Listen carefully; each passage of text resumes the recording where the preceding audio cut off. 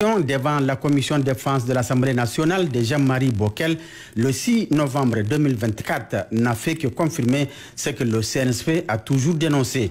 Quand il y a eu la crise au Niger, on a été capable d'installer à Abidjan 2000 hommes en quelques heures, vous voyez. Donc je pense que un des, comment dirais-je, des aspects importants de la mission, c'est d'avoir réussi quand même vis-à-vis des partenaires à faire passer ce message, y compris d'ailleurs au niveau de l'institution militaire en France. Les critiques ont baissé, la compréhension est meilleure. Et au stade actuel, nous disposons de tous les éléments qui corroborent cet état de fait. En effet, dans le cadre de cette intervention pour le moment différée, le 1er septembre 2023 à Abidjan, en Côte d'Ivoire, il a été observé sur le tarmac de l'aéroport militaire 2 avions militaires français de type A400M ayant débarqué du personnel et du matériel. Aussi, le 7 septembre 2023, un navire de guerre de la marine française, le porte-hélicoptère amphibie Mistral, transportant une importante cargaison de matériel militaire, avait accosté au port de Cotonou pour débarquer sa cargaison initialement déchargée à Abidjan par les 2 porteurs A400M. Cette logistique sera ensuite acheminée vers le nord du pays, plus précisément à Kandi, en vue de participer à l'agression de la CEDEAO contre le Niger. Il est important de relever ici que le navire porte-hélicoptère Mistral avait servi pour embarquer illégalement 10 engins blindés appartenant aux forces armées nigériennes, alors bloqués au port de Cotonou du fait de l'embargo. À la date d'aujourd'hui, leur position reste inconnue malgré les multiples correspondances adressées aux autorités béninoises.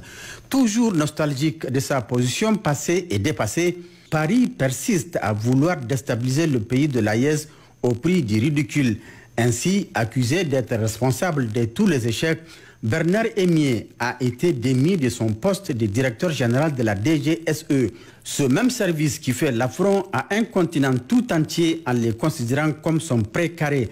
Ce service d'un notre âge ne peut faire face à une génération d'Africains compétentes et jalouses de sa souveraineté. La faiblesse des protocoles utilisés par la DGSE française, malgré la pression exercée sur ses hauts cadres, en l'occurrence les sieurs Frédéric Valette, directeur technique, Romain Maschek, directeur technique adjoint, et Pierre Beck, chef de service de renseignement technique, ne fera que plonger ce service dans les méandres de l'abîme.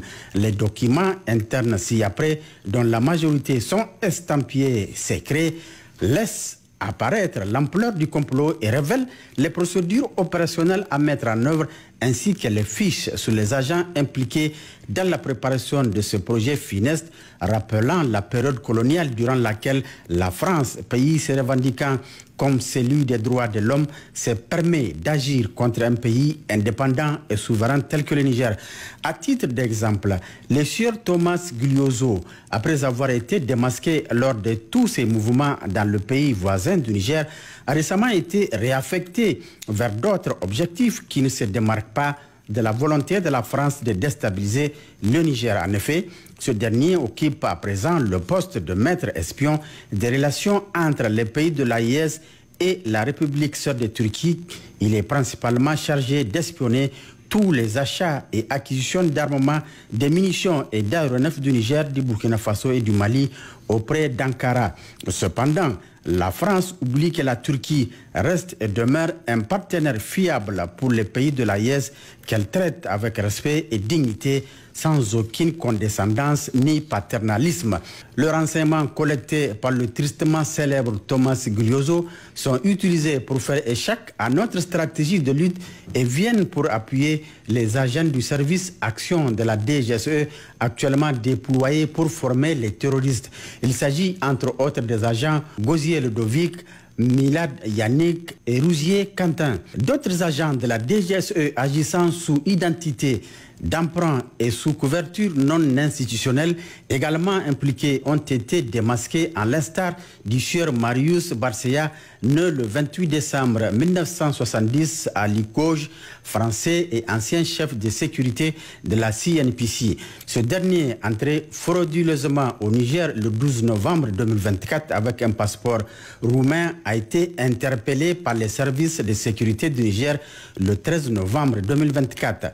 Nous appelons par ailleurs nos frères tchadiens à plus de vigilance car au moment où les chefs militaires français versent des larmes de crocodile à leur côté, une équipe des forces spéciales françaises est en discussion avec une délégation du groupe terroriste Boko Haram sur une île du lac Tchad en territoire d'un pays de la force multinationale mixte.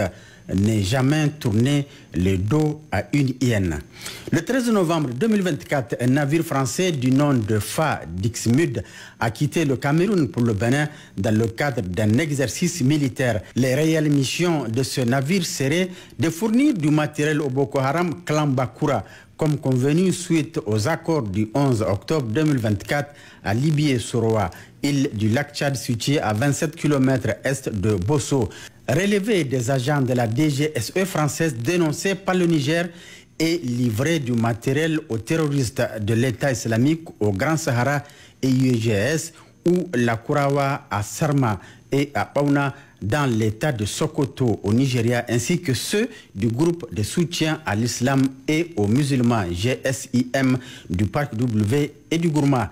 La quête de notre souveraineté entamée depuis le 20 juillet 2023 sous la houlette du Conseil national pour la sauvegarde de la patrie nous impose le devoir de continuer à dénoncer tous les stratagèmes de la France contre ce nouvel élan jusqu'à la victoire finale.